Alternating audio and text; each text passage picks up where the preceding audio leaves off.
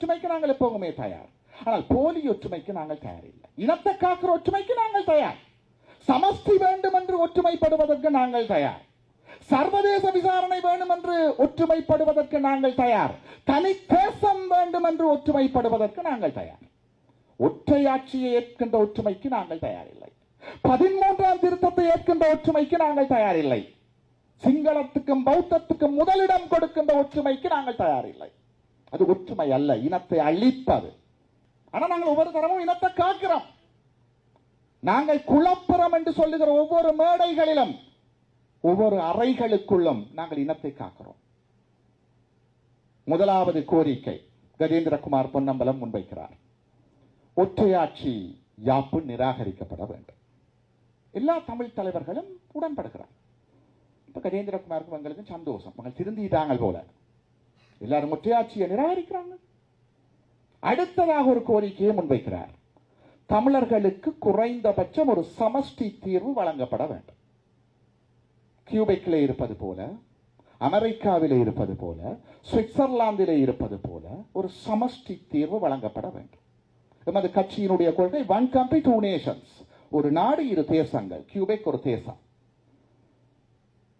அதுக்கும் எல்லா தமிழ் தலைவர்களும் ஓமண்டுகிறார்கள். எங்களுக்கு சந்தோஷம். ஒற்றையாட்சியை நிராகரிக்கணும் என்கிறாங்க, சமஷ்டிய வேணும் என்றாங்க.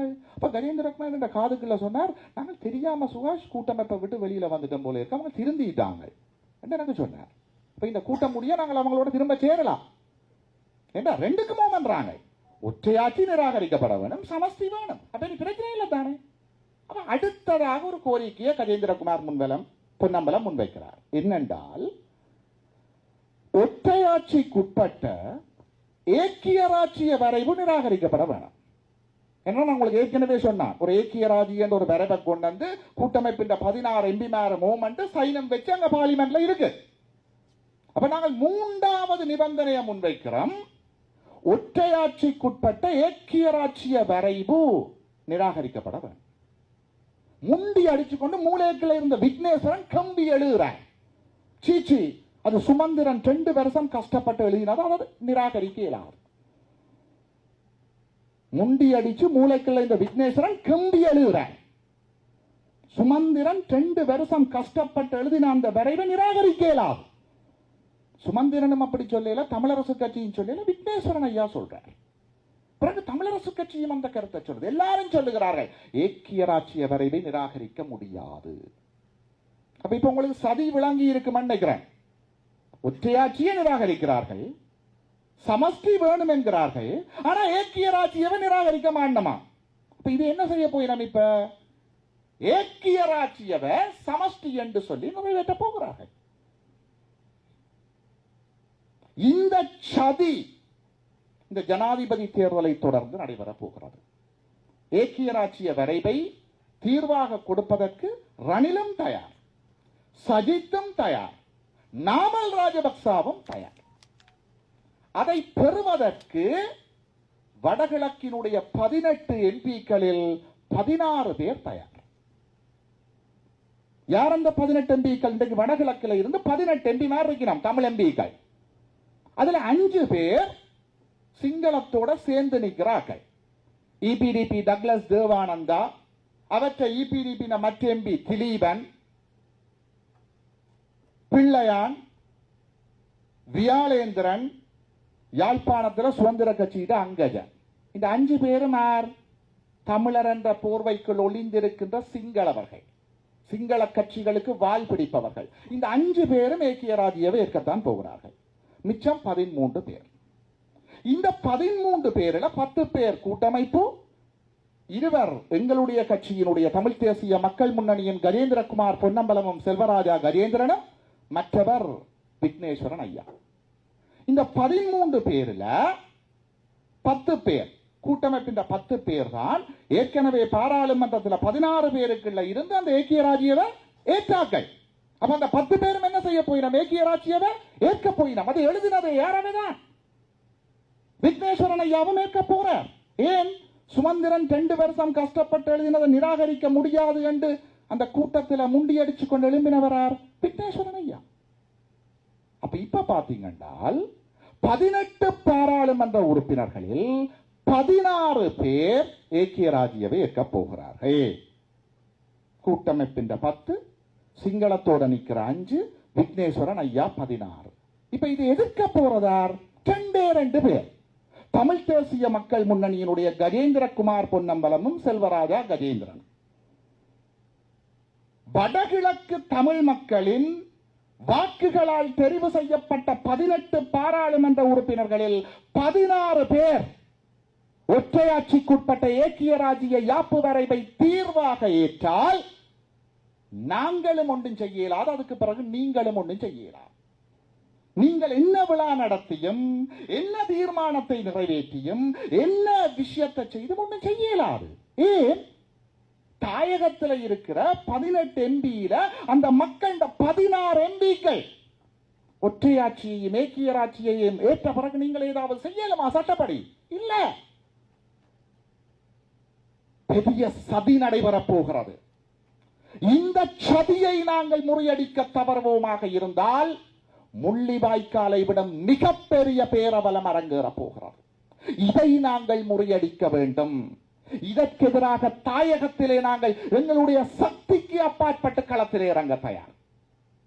ஜனநாயகத்தினுடைய உச்சம் வரை சென்று நாங்கள் போராடுவோம்.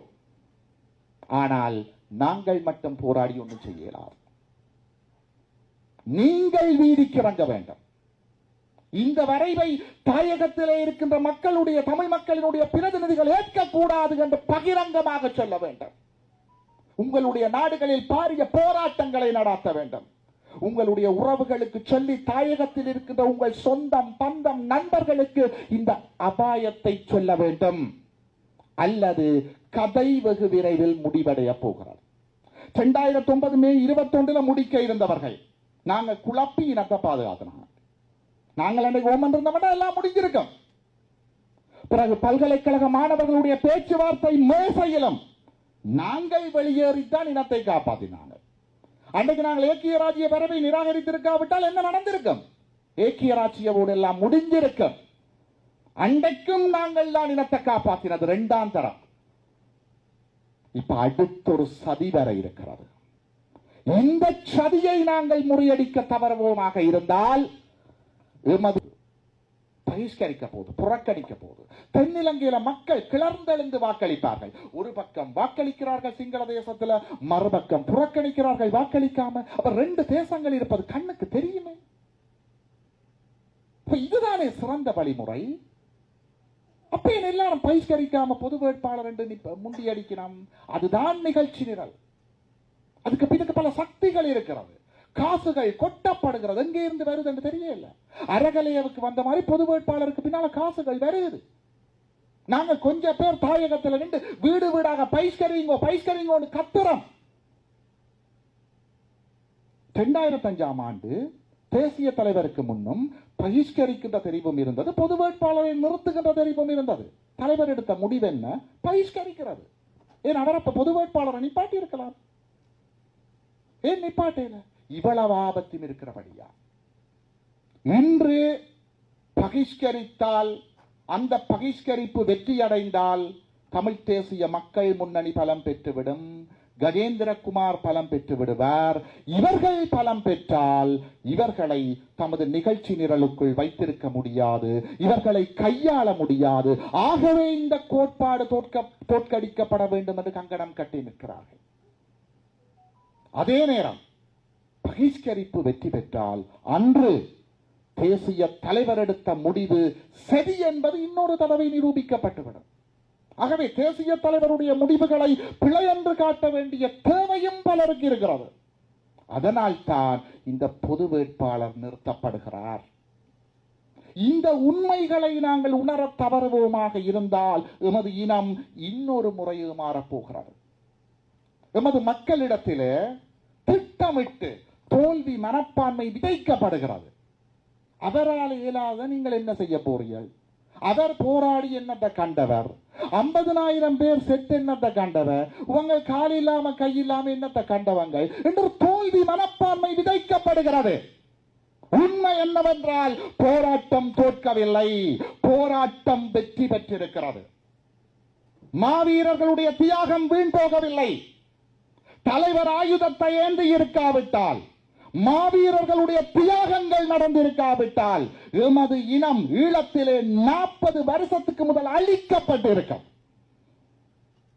இன்றைக்கும் ஈழத்தில் தமிழன் என்ற ஒரு இனம் இருக்குது என்றால், நானும் நீங்களும் தமிழிலே கதைத்துக் கொண்டிருக்கின்றோம் என்றால், 13வது திருத்தத்தை தாண்டி ஒரு தீர்வு பற்றி சிந்தித்துக் கொண்டிருக்கின்றோம் என்றால், அது என்னத்தால் நடந்தது? போராட்டத்தால் நடந்தது, தலைவரால் நடந்தது, 50,000 மாவீரர்களுடைய தியாகத்தால் நடந்தது. ஆனா இது ஒருத்தர் சொல்றாங்க இல்லையே, உண்மையில தலைவரும் 50,000 மாவீரர்களும் எங்களுடைய இனத்தை 40 வருஷம் காப்பாற்றி போட்டு போயிருக்கிறாங்க. அந்த போராட்டம் வெற்றி. அதை தொடர்ந்து முன்னெடுக்க வேண்டிய நாங்கள் தோற்றுக் கொண்டிருக்கிறோம். அதுதான் உண்மை. தலைவர் வந்திருக்கிறார், நாங்கள் தோற்றுக் கொண்டிருக்கிறோம்.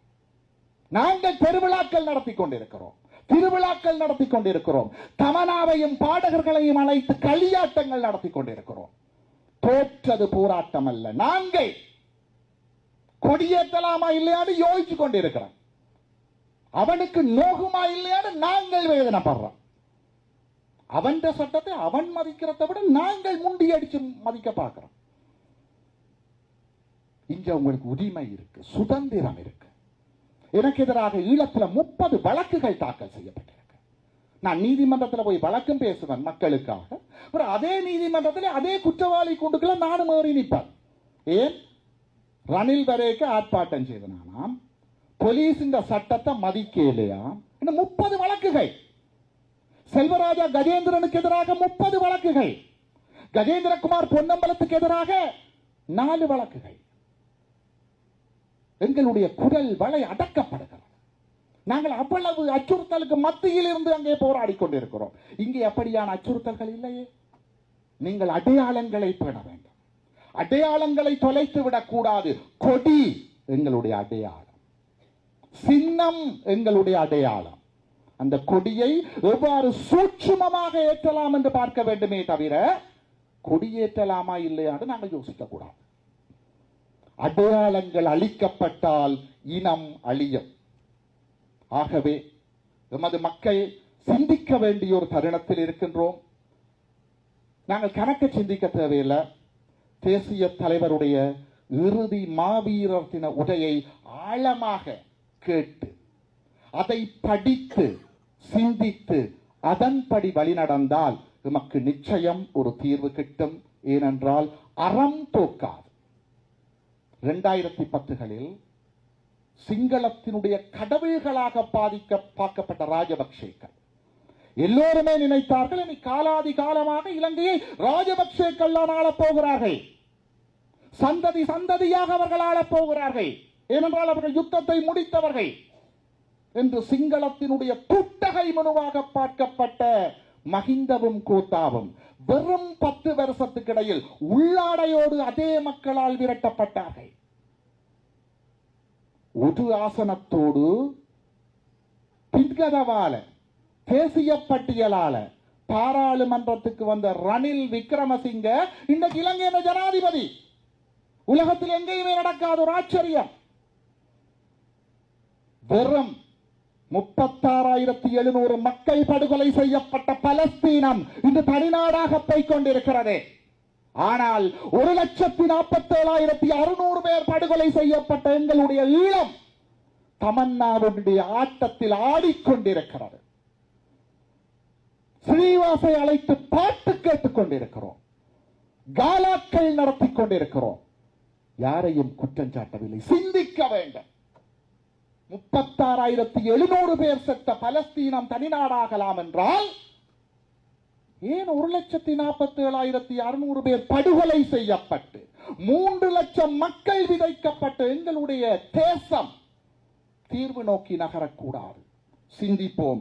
தமிழன் என்று சொல்லடா, தலைநிமிர்ந்து நில்லடா, தலைவன் வகுத்த வழியில் அணிவகுத்து செல்லடா. வாய்ப்புக்கு நன்றி. வணக்கம். அறம் தோற்காது.